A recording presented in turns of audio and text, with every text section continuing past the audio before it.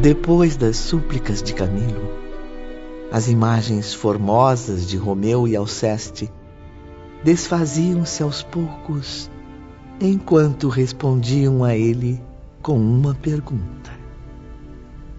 Quais foram as advertências do Dr. Roberto ao seu grupo, Camilo? O que ele disse aos senhores, na véspera da descida para a Terra? Sim. Lembro. Roberto disse-nos para aliviar nosso sofrimento, levando auxílio a sofredores em situações mais críticas. E que nos reanimássemos ao contato dos bons e sinceros amigos, cujos corações fossem fortes o bastante para aquecer o frio do nosso desânimo. Então faça isso. Siga os conselhos de Roberto.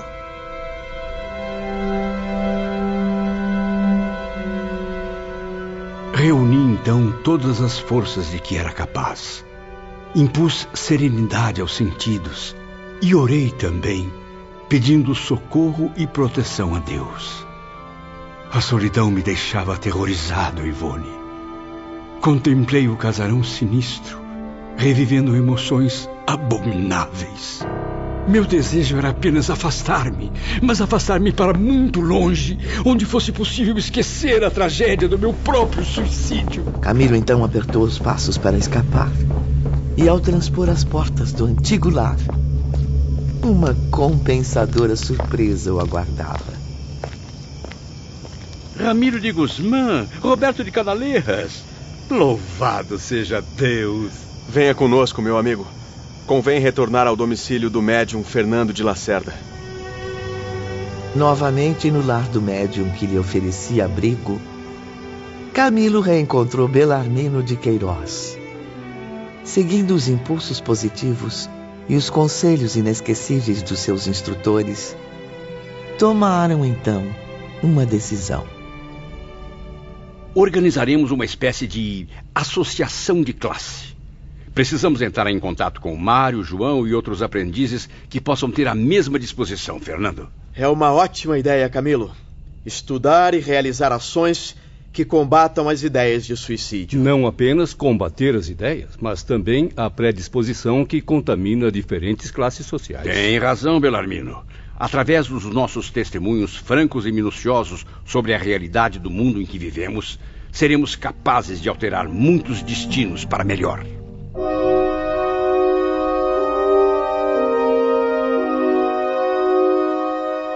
Alguns meses se passaram e o empreendimento encontrou diversos obstáculos.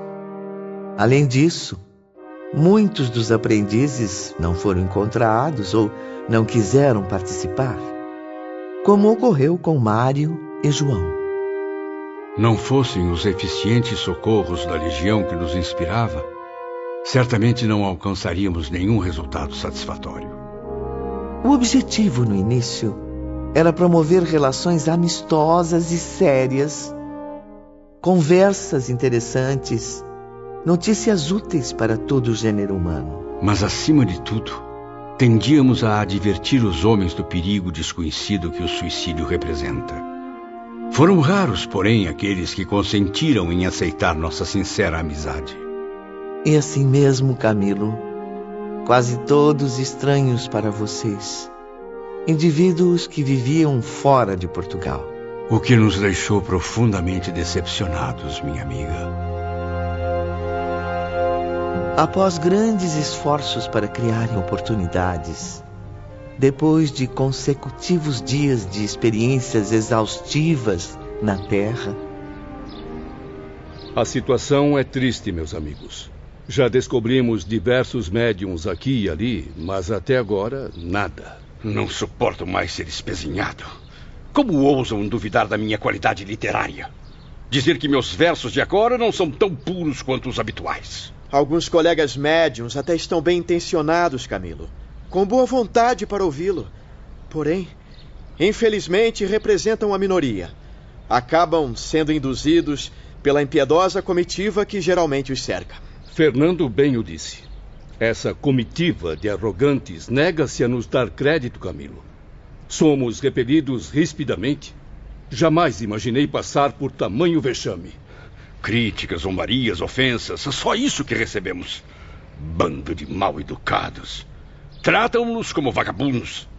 Já fui chamado até de mistificador e mal-intencionado. Já tentamos, por diversas vezes, narrar as surpreendentes aventuras causadas pelo suicídio ou descrever a vida do além-túmulo, mas sempre desviam as atenções dos assuntos sérios. Compreendo sua indignação, meus amigos. Muitos médiuns ainda preferem tratar de banalidades e questões medíocres, o que também me causa enorme decepção. Deus do céu, o tempo corre e nada registramos de bom e meritório no severo livro da consciência. Tive uma ideia que talvez possa mudar completamente o destino desse projeto. Pois então, diga logo, Fernando. Suas ideias serão sempre bem-vindas. Após vários meses de inverno, o dia amanheceu claro e ensolarado em Lisboa, não notaram? Vamos dar um passeio pelos jardins da cidade, que apesar de nos causar tantas decepções, ainda continua bela e acolhedora. Conversaremos sobre a ideia no caminho. O sol brilhava, como há muito não acontecia nas proximidades da capital portuguesa. Camilo, Belarmino e Fernando caminhavam entre as frondosas macieiras e a sugestão do médium era muito bem recebida. Brasil! Mas é claro! Como não pensamos nisso antes? Como sabem, é um país irmão que acolherá de bom grado as ações que planejam executar. Certamente haverá muito menos preconceito do que em nossa pátria. Sim. Ainda me lembro da formosa reunião a que assistimos certa noite no interior de Minas Gerais, onde fomos levados por nossos educadores do Instituto Maria de Nazaré. Está decidido. Vamos tentar falar com os brasileiros e ver se alcançamos algo positivo. Compreendo o seu entusiasmo, Camilo. Porém, como faremos para chegar até lá? Orem, meus amigos. A oração simples, verdadeira, é a melhor forma de alcançarem este objetivo. Mais uma vez, Fernando estava certo. Os incansáveis legionários atenderam às preces dirigidas pelas mentes ansiosas de Camilo e Belarmino e encaminharam os aprendizes, então, ao Brasil, transportando-os facilmente sob sua proteção. Foi uma verdadeira bênção de Maria de Nazaré. Ofereceram-nos novas instruções num abrigo espiritual seguro, sob a proteção do qual estaríamos livres de surpresas desagradáveis.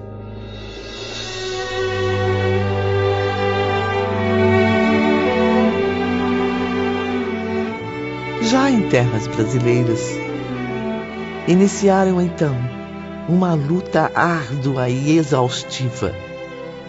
Tentaram todos os recursos de que podiam dispor, a fim de reunirem médiuns brasileiros para o projeto. Humildes, dóceis, amorosos, sinceros no desejo de servir. Encontramos vários deles que poderiam aliviar nossas aflições, suavizando nosso calvário de reparações e experiências. Sob o luar envolvente do Planalto Central, Camilo e Belarmino reuniam-se com Mário e João, que foram convencidos a participar do projeto. Creio que poderemos contar com médiuns muito caridosos, meus amigos. Utilizar suas faculdades para os trabalhos literários. Mas a tortura do idioma, isso vai tornar difícil a nossa tarefa. Tem razão, Mário. E por que, Camilo, os homens não se entendem num idioma que se torne universal, que tanto a nós espíritos quanto a eles conceda possibilidades brilhantes?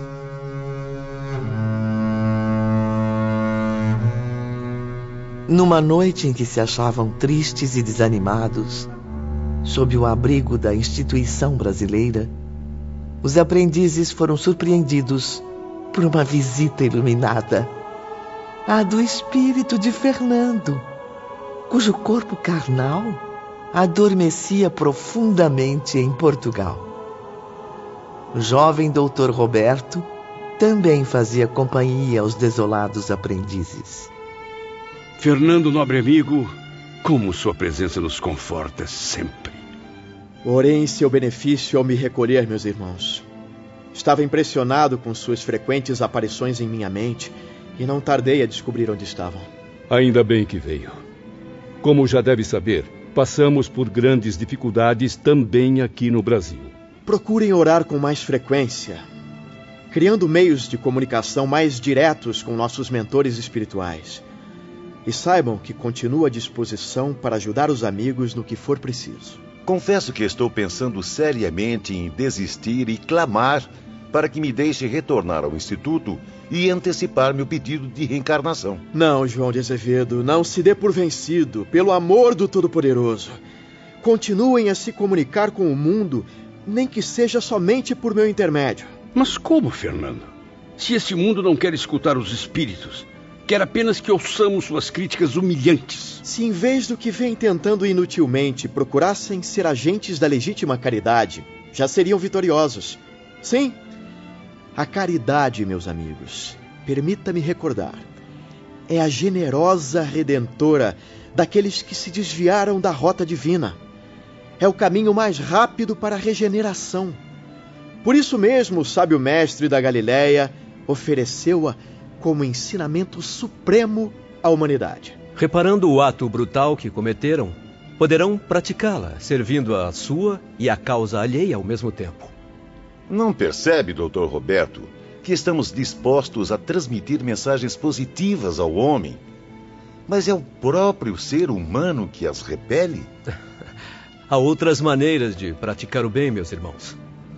Crescem nas camadas sociais terrenas, assim como nas invisíveis, problemas dolorosos a serem solucionados, infinitas modalidades de desgraças, desventuras amargas a afligirem o planeta, requisitando o auxílio fraterno de cada coração generoso. Nos hospitais, nas prisões, nas residências humildes, como na opulência dos palácios, por toda parte encontram-se mentes incompreendidas e desesperadas, corações angustiados por problemas insolúveis neste século. Mas não vê que estamos tentando, de certa forma, ajudar a humanidade por meio dos contatos mediúnicos? Em qualquer lugar onde haja descrença, onde a infelicidade se misture à revolta e onde, enfim, a vida se converteu em fonte de egoísmo, haverá a possibilidade de uma queda nos abismos do suicídio. Infelizmente. Esforcem-se por encontrar tais recantos. Estão por aí, a cada passo. Em nome da sua experiência, aconselhem o pecador a deter-se. E indiquem a ele a única força capaz de erguê-lo da desgraça para conduzi-lo à verdadeira vitória: o amor de Deus.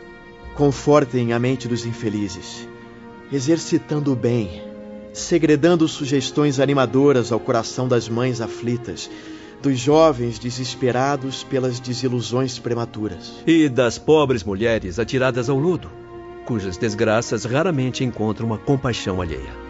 E são várias essas mulheres, insultadas pela sociedade, desencorajadas de reclamarem para si também a ternura paternal de Deus. Muitos seres necessitam da proteção dos corações de boa vontade, dispostos a oferecer a luz da prece. Pois então a ofereçam, meus amigos, uma vez que também a receberam de almas generosas e ternas quando sofriam nas trevas. Narrem a eles o que testemunharam e convença-os a encarar todas as situações que os deprimem.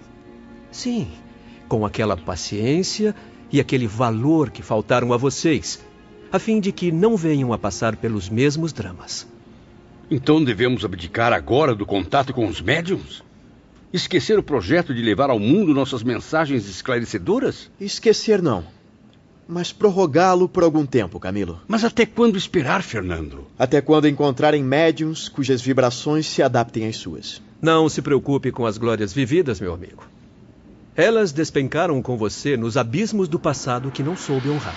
Evite a vaidade de se identificar nos discursos ou mensagens psicografadas através dos médiuns. Ainda que afirme grandes verdades, não será como antes.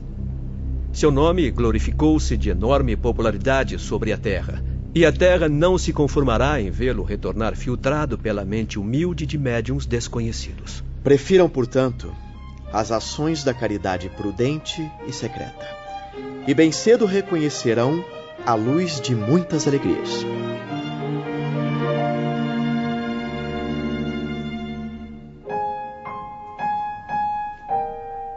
Os espíritos aprendizes ouviram a tudo com profundo interesse. Fernando, mesmo falando através do corpo astral, parecia inspirado por alguém muito especial do Instituto Maria de Nazaré. Está certa, Ivone. Reconhecemos mesmo por várias vezes, em suas palavras vigorosas, as expressões do saudoso irmão Teócrito. O timbre paternal singelo do amigo distante que não nos esquecia. E as lágrimas rolaram de seus olhos, enquanto uma profunda saudade comovia seus corações. No dia seguinte, Camilo e seus companheiros decidiram visitar hospitais na Terra. Logo pela manhã, no saguão de uma casa de saúde... Quantos somos ao todo? 30, Belarmino. Sugiro dividir-nos em 3 grupos diferentes. E assim passou a ser feito. E cada grupo partia para uma missão específica. Com surpresa, notavam que não só os doentes os percebiam, como também os ouviam naturalmente.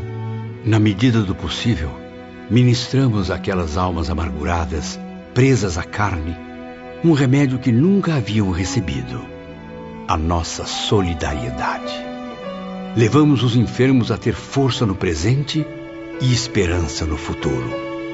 Ao término de um dia intenso de trabalho, os aprendizes reuniam-se novamente na recepção da grande casa de saúde. E então, meus amigos, o que realizaram? Onde esteve Belarmino? Preferi dirigir-me aos tuberculosos. Sugeri que tivessem paciência, esperança e bom ânimo. Procurei confortar os que possuem débitos de existências antigas ou consequências desastrosas de erros do próprio presente. E você, Camilo, como foi o seu dia? Meu remorso forçou-me a procurar aqueles que estão ficando cegos. Aconselhei-os a orar sempre. E o resultado foi incrível. Obtive êxito em muitos casos. Corações marcados pelo desânimo reanimaram-se diante das minhas sinceras vibrações. Amanhã pretendo não me concentrar somente nos hospitais. Quero também encontrar pelas ruas, pelas estradas, pobres cegos e miseráveis para lhes servir de conselheiro, murmurando aos seus pensamentos o grande conforto da divina palavra. E quanto a você, meu caro João de Azevedo? Como sabe, Mário, na vida passada, fui escravo do vício do jogo. Sacrifiquei tudo pelo domínio das cartas e da roleta. Dinheiro, saúde, dignidade, honra e até a própria vida. Eu confesso que não permaneci na casa de saúde. Voltei angustiado e oprimido até aqueles antros onde me prejudiquei. Mas o que foi fazer ali, João? Naqueles ambientes infestados de ganância, luxúrias e más vibrações. Exatamente. Aconselhar àqueles dominados pelo vício, assim como eu também fui. Tentei de tudo para afastar do abismo ao menos um só daqueles infelizes, suplicando forças ao alto, rogando o auxílio dos nossos mentores. E você, Mário Sobral, o que nos conta? Meus testemunhos, infelizmente, são ainda mais desagradáveis.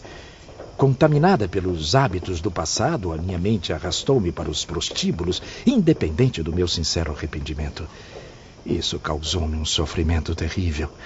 Mesmo assim, eu tentei convencer a juventude a desistir dos maus princípios. Por intermédio de discursos em locais onde impera a perversão, eu narrei a uns e a outros minhas próprias desgraças.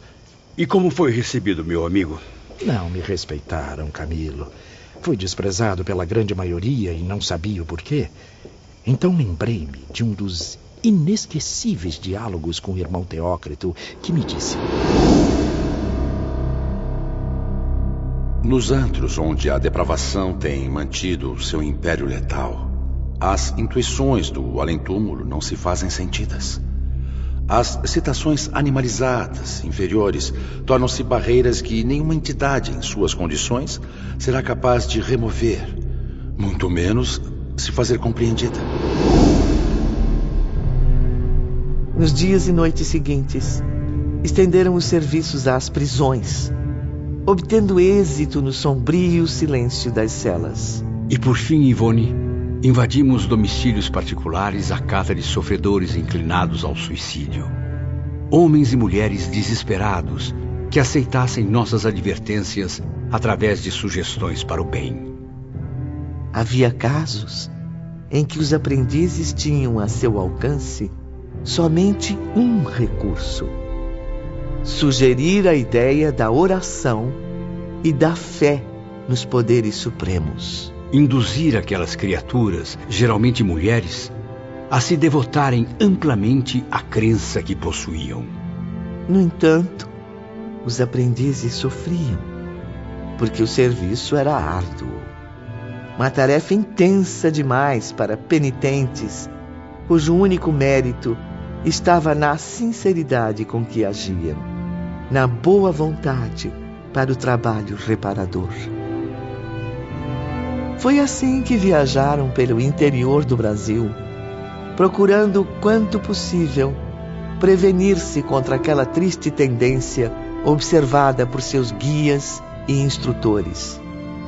Por falar neles, vamos acompanhar agora o diálogo entre os doutores de Canalejas e Ramiro de Guzmán num dos abrigos do mundo invisível. A situação é grave. Muitos brasileiros apresentam esse impulso, Roberto. Os casos de suicídio no Brasil geram mesmo estatísticas preocupantes, meu pai.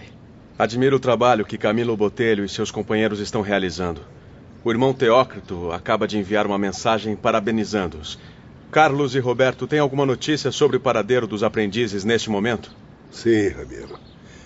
Estão agora no Nordeste brasileiro, bem no meio da severa caatinga. Rendem homenagens ao sertanejo heróico que, em lutas incessantes contra a eterna seca, não descrê jamais nem do seu Deus, nem do futuro. Povo esperançoso, sempre na expectativa de dias melhores, de uma pátria compensadora que, na verdade, só os encontrará no seio da imortalidade. E o que está previsto para os próximos dias? Permanecerão ainda um bom tempo no Brasil, participarão de diferentes peregrinações, nas quais receberão grandes aprendizados. O que iluminará suas mentes com novos e férteis conceitos filosóficos. Soube que o irmão Teócrito providenciou a eles encontros com espíritos elevadíssimos. Exatamente, Ramiro. Representantes da direção espiritual das terras brasileiras, a exemplo do Dr. Bezerra de Menezes e o brilhante poeta Bittencourt Sampaio. Ambos oferecerão aos aprendizes exemplos comoventes, notáveis, colhidos do cotidiano de muitos brasileiros. Bem conheço esses exemplos, meus caros. E se também conheço os pupilos do nosso instituto, certamente irão chorar de compaixão e arrependimento, pois examinarão situações e sofrimentos impressionantes. Desgraças infinitamente superiores às que os levaram a cometer o ato covarde do suicídio. É fato, meus amigos. Nordestinos, amazônicos e mesmo nativos do centro do país suportam tudo com coragem, até mesmo a indiferença de seus compatriotas mais felizes, com o pensamento vigoroso daquele que sabe crer, que sabe esperar. Passaram-se algumas semanas, tempo de muitas descobertas e eternas lições. Entretanto, Mário Sobral distanciava-se pouco a pouco das possibilidades de outro futuro, senão a breve reencarnação. Numa de nossas reuniões, da qual mais uma vez ele não participava... É notório, meus caros. Mário não nos acompanha em mais nenhuma ação caridosa. Falta frequentemente às expedições de visita aos sofredores, esquecendo-se dos deveres sagrados que deve cumprir para a própria reabilitação. O contato com a sociedade terrena o envolveu novamente com as antigas paixões mundanas. Já o vi inúmeras vezes entrando em locais degradantes. Mas quem garante que não vai a esses lugares converter as criaturas perdidas? Que mal haverá em preferir esses ambientes para as atividades reparadoras? Não seja ingênuo, João. É mero pretexto. Ele se compromete diante dos guias espirituais a fazer uma coisa, mas na verdade frequenta esses lugares movido pelas perdições do passado. Pobre Mário. Se continuar assim, pressinto que irá retornar às baixas esferas do vício. Várias vezes Alceste e Romeu procuraram convencê-lo a frequentar outros ambientes. Infelizmente, porém, a paixão por Eulina ainda o conduz a este presunçoso desejo de redenção. O estágio dos aprendizes na Terra era como um exame para a ascendência a novos cursos. Camilo, assim como os outros, tinha certa liberdade de ação, embora não estivesse completamente desamparado. É verdade, Ivone. Estávamos esperançosos, pois vínhamos obtendo aprovação nos exames. Mas Mário, pobre Mário Sobral, estava praticamente reprovado.